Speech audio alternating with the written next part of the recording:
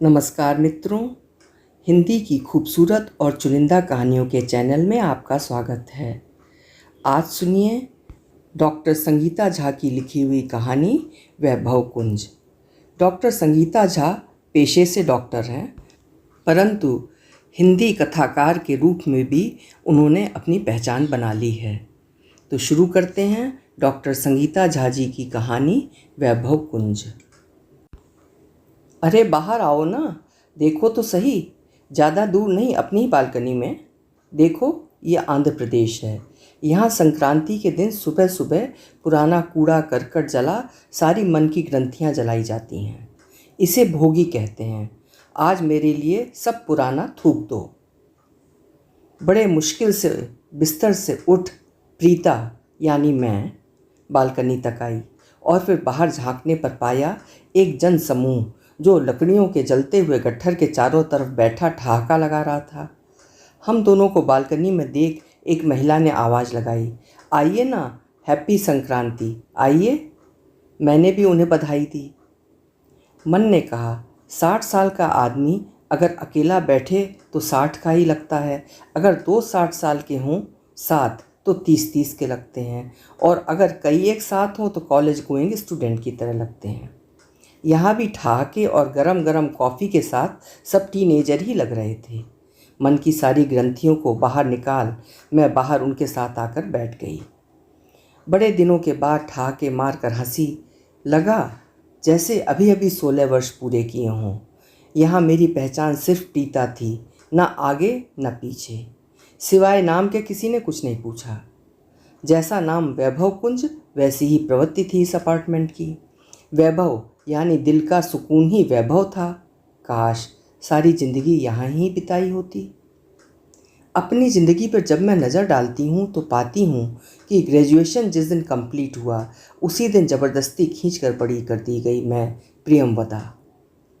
ये प्रीता वाली पहचान तो खुद को कुछ दिनों पहले ही दी है मैंने। लड़का देखने आया तो पहले फैशन परेड हुई, यानी मैंने चल के दिखाया, ट्रे में सबको चाय दी। फिर प्रिया के गुण बताए गए उन लड़के वालों को।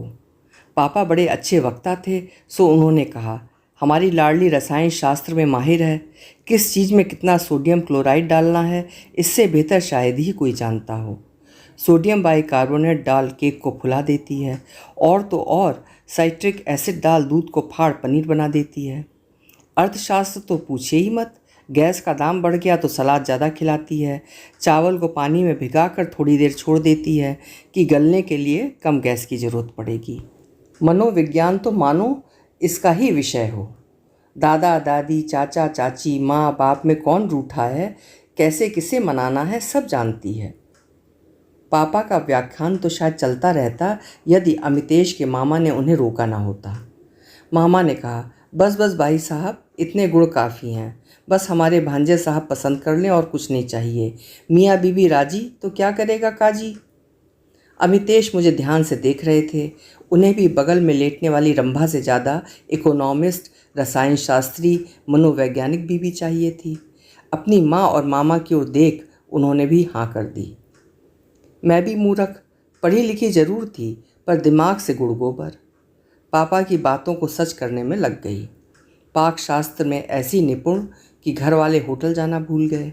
मनोविज्ञान तो मानो ऐसा कि कुंवारे मामा जी को भी अपने घर जाने की ज़रूरत ही नहीं पड़ी, पहले से ही बहन के घर पर थे और बसे रहे। ऐसी रसायन शास्त्री कि घर के बड़ों में ब्लड प्रेशर और डायबिटीज़ और दिल की बीमारी ने सेंध ही नहीं मारी। सभी खुश और पनपते रहे और मैं घुलती गई। घर पर शुद्ध हल्दी, चाय के मसाले, ऑर्गेनिक सब्जियां जुटाने में ऐसी लगी कि लड़की की ज़िंदगी में रोमांस भी कुछ होता है, ऐसा याद ही नहीं रहा। पिता तो अमित के बचपन में ही गुजर गए थे। अमित माँ और मामा जी के बेटे थे, इसलिए उसके आगे कुछ सोच ही नहीं पाते थे। माँ जी ने भी अपने बेटे को बेटे से ज़्यादा एक कंपेनियन की तरह तैयार किया था। दोनों माँ बेटे एक से टीवी सीरियल देखते, साथ में कभी बैडमिंटन खेलते, कभी कैरम तो कभी रमी। मैं तो अपनी प्रशंसा के झंडे गाड़ने में इस तरह मशगूल थी कि कभी समझ ही नहीं पाई कि मैं क्या खो रही हूँ। खेलते खेलते सब चिल्लाते, प्रिया एक कप कड़क चाय, तो कभी गर्मा गर्म पकौड़े। मैं रसोई के बर्तन चमकाने और घर को होटल से भी ज़्यादा साफ रखने को ही अपनी अचीवमेंट्स मानती थी। अमित के एक पुलोवर की पूरे शहर में चर्चा थी, जो मैंने शादी के बाद बनाया था। अमित बहुत सरल व्यक्ति थे। उनकी ज़िंदगी मेरे और माँ के आसपास घूमती थी। घूमने भी जब हम जाते तो सब साथ साथ खूब मस्ती करते, अंताक्षरी खेलते, पिट्ठुल भी खेलते। सब कुछ अच्छा था ज़िंदगी में, सिवाय मेरे और अमित के रोमांस के। माँ और अमित में सिर्फ 18 साल का फ़र्क था और मामा जी माँ से 5 साल छोटे थे। माँ के कम उम्र में विधवा हो जाने पर उन्होंने भी शादी नहीं की, जो उन दिनों आम बात थी। मैं उस घर की ज़रूरत थी और मुझे पता ही नहीं लगा कि मेरी और अमित की भी एक दुनिया हो सकती है। जब मैं सजती या कुछ नया पहनती तो तीनों एक साथ चिल्लाते, क्या खूब लगती हो। कभी कभी गाते, बिजली गिराने मैं तो हूँ आई। मुझे तो याद भी नहीं है कि अमित ने मुझे कभी एक स्त्री यानी रंभा की तरह देखा हो। माँ और मामा जी को लगा कि घर में नया मेहमान आना चाहिए।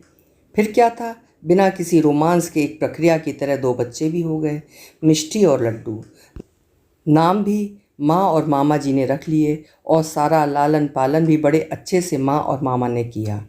वो क्या पहनेंगे, क्या खाएंगे, कब खाएंगे, सब कुछ उनके आका ही डिसाइड करते। मैं घर के रसायन शास्त्र और अर्थशास्त्र में इस तरह उलझी कि माँ और मैं बहनें ही दिखते थे और अमित हमारा छोटा भाई। बच्चों के आने के बाद 3 बच्चे हो गए और तीनों का ध्यान रखा जाने लगा।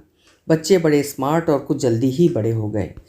मैं तो ऊपर से नीचे गिरी जब मेरी 13 साल की बिटिया ने मुझसे पूछा, मॉम आप क्या एसेक्सुअल हैं क्या? इतनी अंग्रेजी तो मुझे आती ही थी, पर इस तरह का सवाल और ये शब्द पहली बार किसी ने मुझसे पूछा था। मैंने गुस्से से पूछा, व्हाट डू यू मीन? उसका जवाब, I mean what I said. मैंने फिर धीरे से कहा, ऐसा क्यों पूछा बेटा? उसने जो जवाब दिया उसने तो मेरे पैरों तले ज़मीन ही खिसका दी। मॉम, बड़ी मॉम मतलब मेरी सास के बारे में बोली वो, का तो समझ सकते हैं, she has lost her partner, but you mom, you never saw you with dad, no personal private time, no love making. मेरे दोस्तों के मम्मी पापा जब घर पर होते हैं तो अपने बेडरूम में होते हैं, स्पेशल कपड़े पहनते हैं और उनका रूम नॉक करके ही बच्चों को जाना पड़ता है।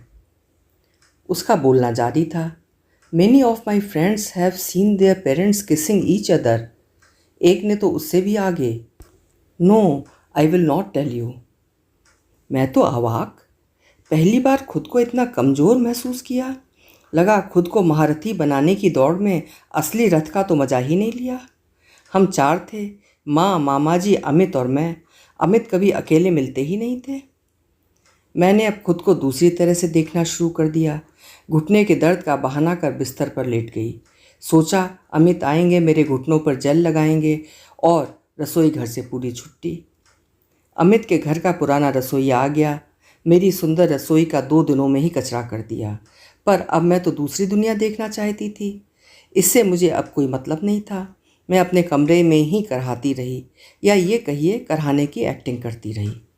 शाम को जब मैं आधी नींद में ही थी तब लगा कोई मेरे घुटने सहला रहा है और हाथ आगे की ओर भी बढ़ रहे हैं। मुझे एक अलग ही आनंद का अनुभव हो रहा था, जो शायद मुझे 15 साल पहले ले लेना चाहिए था। अमित भी ना, इतनी जल्दी आने की क्या ज़रूरत थी? मैं भी कहे जा रही थी, अमित धीरे धीरे। पता नहीं अचानक एक वहशीपन का झटका लगा और मैंने आंखें खोली तो पाया मामा जी ही अपना हाथ मेरे कपड़ों के अंदर रखे हुए थे। मैं तुरंत खड़ी हो गई और ज़ोर ज़ोर से चिल्लाने लगी। मामा जी को लज्जा भी नहीं आई, ना ही उनकी आंखों में वहशीपन में कोई कमी आई। मेरी आवाज़ सुनकर बेटी दौड़कर मेरे कमरे में आई और मामा जी को मेरे कमरे में देख इस हरकत का मुझे ही जिम्मेदार ठहराने लगी। मॉम, आप इतना गिर जाओगी और बीमारी का ढोंग करोगी। बेचारे दादू तो आपकी चीखें सुनकर आपके कमरे में आए और उन्हीं पर इल्ज़ाम। प्लीज़ घर में किसी को पता चले उसके पहले चुप हो जाओ। मामा जी ने मिष्टी को देख चेहरे के दरिंदे वाले भाव को तुरंत मेमने में परिवर्तित कर लिया और चुपचाप मिष्टी का हाथ पकड़कर बाहर चले गए। मिष्टी की नज़रें मुझे पागल कर रही थीं। मामा जी का मुझे घूरना और उन आँखों का वहशीपना, मानो चोरी भी करेंगे और सीना चोरी भी। वही डाकू थे और जज भी। फरियाद भी किससे करती? माँ और मामा जी तो मेरे दोनों बच्चों के माता पिता थे। मेरे बच्चे भी मेरे नहीं थे। मैं शुरू से उनके लिए एक मेड थी, जो खाना पकाती थी, उनकी अलमारी जमाती थी, उनका टिफ़िन बैग में रखती थी। मैं इससे ज़्यादा कुछ नहीं थी। मिष्टी की नज़रों में अब ये मेड सी औरत, बेचारे सन्यासी मामा जी, जिन्होंने अपनी बहन और भांजे के लिए शादी नहीं की, को बहका रही थी। मेरे मन, दिल और स्वाभिमान तीनों की चिता जल चुकी थी। मेरे लिए अपनी बेटी की अपराधी और एक दरिंदे की शैतानियत का शिकार बन अब वहाँ रहना मंजूर नहीं था। कुछ कुछ निर्णय अपने सम्मान के लिए इतने अच्छे होते हैं और आपकी ज़िंदगी को पूरी तरह बदल देते हैं। मैंने भी उस घर से जहाँ ज़िंदगी के 17 साल लगा दिए थे, 19 से मैं 36 की हो गई थी, बिना किसी को बताए विदा ले लिया। ना किसी ने रोका और ना ही मैंने कोई सफाई दी। मेरे आत्मसम्मान को इतना बड़ा झटका लगा था कि मैं मायके भी नहीं जाना चाहती थी। बिना किसी को बताए अपनी बचपन की सहेली, जो हमारे शहर से मीलों दूर तेलंगाना की राजधानी हैदराबाद में रहती थी, के पास चली आई। फ़ोन नंबर भी बदल दिया। भाग्य देवी भी मेरे साथ थीं। लॉकडाउन का समय था और बहुत से स्टार्टअप्स शुरू हो रहे थे। मैंने अपनी सहेली के घर से ही अपने इस सहेली किचन की शुरुआत की और हमारी निकल पड़ी। कुछ यूट्यूब और कुछ वर्ड ऑफ माउथ से हम टेक होम फूड में लोगों की पहली पसंद बन गए थे। कभी अमित की याद भी नहीं आई। बचपन के दिए गए भाषण, एक्सटेम्पोर और डिबेट अब हमारी मार्केटिंग में काम आ रहे थे। लॉकडाउन ने बहुतों को तोड़ा, पर मेरी ज़िंदगी की दिशा ही बदल दी। 36 साल में 16 साल के मज़े लूट रही थी। इसी बिजनेस के सिलसिले में अतुल मिले। ना उन्होंने मेरे बारे में कुछ पूछा, ना मेरी जात, ना मेरी उम्र और ना ही कुछ आगा पीछा। हम बड़े अच्छे दोस्त बन गए। दोस्ती के साथ हमारा टीनेज वाला रोमांस भी शुरू हो गया। लॉकडाउन में भी हम साथ रहने का समय ढूंढने लगे। मुझ में इतनी कशिश है का मुझे अब पता चल रहा था। कहते हैं ना, दुनिया में सब कुछ बदल जाता है। नहीं बदलते हैं तो आपके दोस्त, जो आपको हमेशा खुश देखना चाहते हैं। मेरी फ्रेंड और उसके पति भी मुझे खुश देखना चाहते थे। लिव इन जैसा शब्द तो कभी पाप लगता था, आज जीने का सहारा बन गया था। मेरी लीगली दूसरी शादी नहीं हो सकती थी, क्योंकि मेरा तलाक नहीं हुआ था। मैं लंबे से नाम प्रियमवदा से अतुल की प्रीता बन गई और हम एक सुंदर से कपल बन इस वैभव कुंज में आ गए। भोगी के साथ मन की सारी ग्रंथियां जला एक नई शुरुआत कर दी, जहां मैं ना मिसेज अमित, ना अम्मा जी की बहू और ना ही अतुल की पत्नी थी। मैं सिर्फ प्रीता थी और सारी खुशियां मेरी बाहों में थीं। अभी आप आधुनिक समाज को परिभाषित करती हुई डॉक्टर संगीता झा की कहानी सुन रहे थे। आशा है कहानी आपको पसंद आई होगी।